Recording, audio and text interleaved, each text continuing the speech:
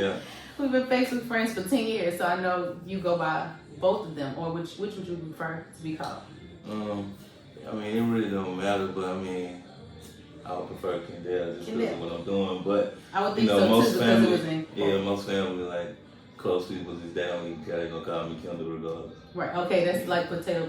People call you what they want when that's your name. Something can be said two different ways, so you want to embrace it. For sure. Yeah, because people call me Asia all the time. I'm Asia, AJI, but I'm A. People call me Asia, and I just go with it because you know at least they're trying. Yeah, it's natural. When they say you call me crazy, at least you call me. It's okay. For sure. Yeah. So I want to note that he's got a paintbrush tattooed on his face. Tell him what that's about.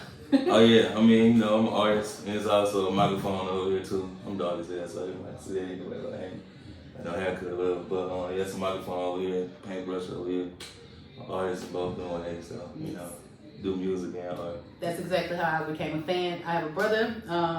I was asking too, like I don't even know how we met. I just know that I checked our Facebook friendship to see how long we've been Facebook friends, and it's been 10 years. So I'm like, okay, we watched each other grow as artists for 10 years because I've seen you go from painting to tattooing.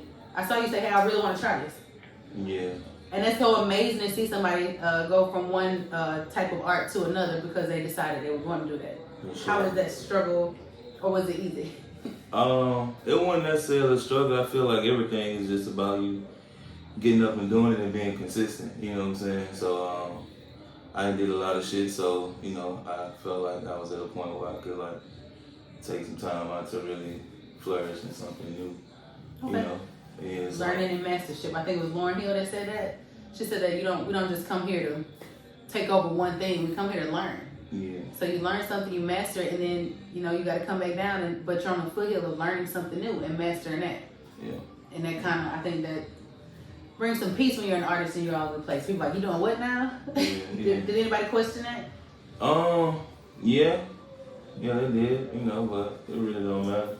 Don't bother you. I'm gonna do what I want to do anyway. You know, like I said, I didn't did and been, you know, a lot of places and did a lot of shit. So I just, Let's you talk know, I'm about 30 it. now, so I'm just like, shit, I want to do whatever I want to do. You know what I'm saying? Like, Do that. I want to try some new shit. I'm gonna try it. Like, you know, so I've been tattooing for 2 years. So, and I'm still not where I want to be, but you know, thanks be to God, I'm already talented with art. So like my work don't speak for itself. Your gift will definitely make room for you amongst great men. That's scripture. That's scripture. Sure. So, like you said, you have been many places.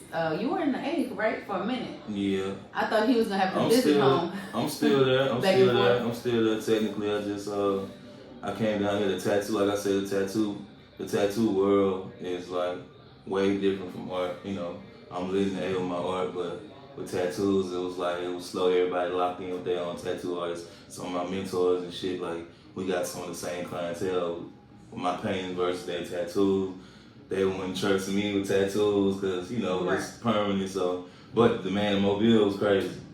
Yeah. So I was like, damn, I'm gonna come down here for X amount of months and you know, fuck with that. You know what I'm saying? That way I can get my learning in. I can do everything I need to do. You know, and we'll get back to the A very, very soon. Okay. So, what's your favorite place you've ever visited, though? I love A though. The A, that's home. So A is Atlanta's home. Yeah, but aside from that though, Houston, Texas is lit. Okay. So I want to ask because people are probably wondering if you're watching this. If you're listening, you don't get this this gem, but if you're watching, you get this. You're probably wondering who is this beautiful girl? Like who inspired this? Look at her lips and look at her eyes. She looks so peaceful. Can you tell us what inspired this? Oh yeah, this is somebody that's very dear to my heart. You feel me? Yeah, that's like that. How long did it take you to paint that? About 2 days, but like the second day, like I just came in, I was turning on some shit, and I just went full throttle. Yeah. That's what I was gonna ask. What's your inspiration? I mean, just aside from what I'm painting. Yeah. Oh. I don't so know, basically, your art is motivated by how you feel. Yeah. Because that's an intense feeling, right? For sure. Cool. Have you ever thought about, how long have you been painting? Shit. Since like middle school, for real. Yeah, so what's that for you? About over 20 years? Damn, you make it sound so good. Nah, you gotta understand. Learning the mastership. You mastered that shit. Look at this. That's a master's work. That ain't nobody who just decided to pick up no paint. If I try to paint a girl, it wouldn't look like that. Tell you that much. For real. Yeah. So that's yours too, right? You can't you can see it up there in the corner. That sketch over there. Yeah, that's actually a black and white print of a bigger painting that I saw. That's nice. But I just like it so much that I had to just keep it some kind of way. So how often do you participate in art showcases or things like that? I was doing a lot of it though a couple years ago. I just fell back. Like I said, I'm doing music. I was doing music and shit like that, and I just like to take shit a step at a time. I'm introverted, all that type of shit. So I get overwhelmed quickly and shit. Speaking of, let me see my phone. I want to look up your birth chart. We need to get your birthday and stuff. Oh yeah. Are you into that? September 28th, 1991. I think I looked it up one time or something. Yeah. Yeah, but it makes it so interesting. So you're Virgo, right? Libra. Libra? A real. September 7th. For sure. 28. 9/28. 91. Okay, you said Libra real. I'm a Libra moon. Nice to meet you. Mm-hmm. So I'm the real Libra. Unless you're a Libra moon too. But they say your moon is who you truly are. I didn't believe in astrology because I'm not a Pisces. I am a crybaby. Okay, but what else is typical Pisces? I felt more like a Libra because I like things balanced. I like beautiful aesthetics. That's how I'm so good at eyebrows. And when they were like, the moon is who you truly are. And I looked it up and it was like Libra moon. I'm like, damn, okay. So I started looking up everybody around me's chart. I have a theory of what type of energy they got. And this is their moon sign. I'm like, wow. Yeah. And I've been down a damn rabbit hole ever since with it. You're a Gemini moon. Okay. Wow. Is that intense to find out? Yeah, it's weird though. You know any Gemini? Not off the back though. Nah. Okay. Well, depending on the time you were born, it could have shifted because it's right there on the cusp. So you could be a Taurus moon. And by you having a beautiful voice, you could definitely be a Taurus moon. Taurus rules the vocal cord. So if the time is different, because it's only at 12 o'clock. So the time shifts, that'll shift. But it also shows you where different energy fits together. So you have Mars, your Sun, and Mercury all in Libra. So you have a Libra energy. You like everything balanced and fair. That's probably why that inspires you so much. She inspires you so much because you need that balance. Yeah. So we could do more if I knew what time you were born. This is fun though. And then you got Venus and Leo. So you like to show your love. You want people to see it. Duh. That's funny. I'm sorry. And then you got Virgo, Jupiter and Virgo. So wherever Jupiter is, you have luck there and it's bigger than Virgo rules your health and everyday life, but it also rules organization and details. So it kind of gives you that eye. It's very interesting to know. Yep. And then you got Capricorn energy. That's hard working energy. Yeah. That means you don't mind getting up, making something happen for what you want to do. No, for sure. Yeah. Okay, so you got tattoo on his thigh. You mind standing up so the camera can see you? No. Or not? Oh yeah, we go. Yeah, but it's. What we'll do is I'll get a little picture of it and I'll make it jump up in the other thing. Because this Negro is crazy, bro. He got a tattoo on his thigh, really, right above his knee, and it says, on both of them, and he did it himself. Yeah. It hurts to even look at. Not that it's not good art, it's just the thought of it. I'm dramatic as hell too. Okay, so MJ is on the wall. Is he part of your For sure. biggest inspiration? Yeah, he also tagged. I was about to say I noticed that. Yeah. So which song was it? Do you remember what moment? How? A lot of them know. I was small as hell, but I just remember being heavily inspired though. I don't know, I feel like he inspired everybody, in a major way. Even kids nowadays, kids coming out of the womb and they know who Michael Jackson is. Yeah. It's crazy. It's weird, even though he's not here. You feel me? They just, I don't know what it is about him, but yeah, he.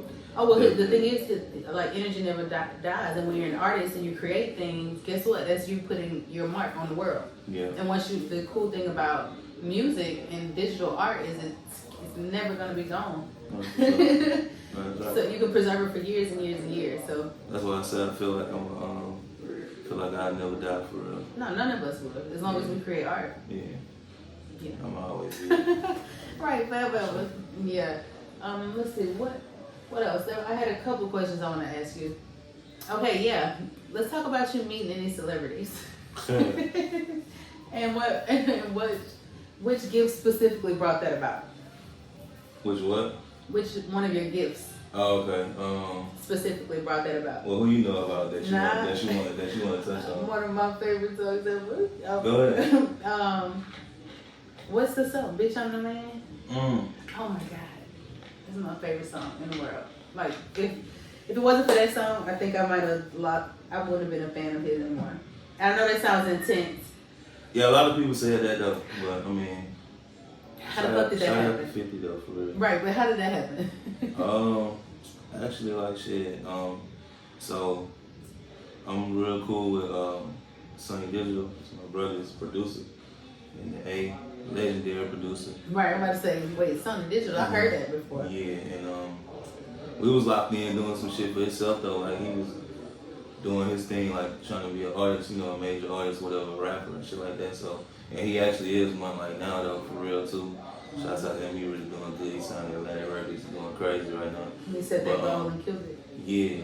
So we was actually doing this shit for him for his project. We had already dropped it like on SoundCloud and everything. Right, like, and that's the thing. When I think, what year was that? Shit. 16, I think. Okay. 17, something like that. Either way, I think when you put it out, I heard it. Right? Yeah.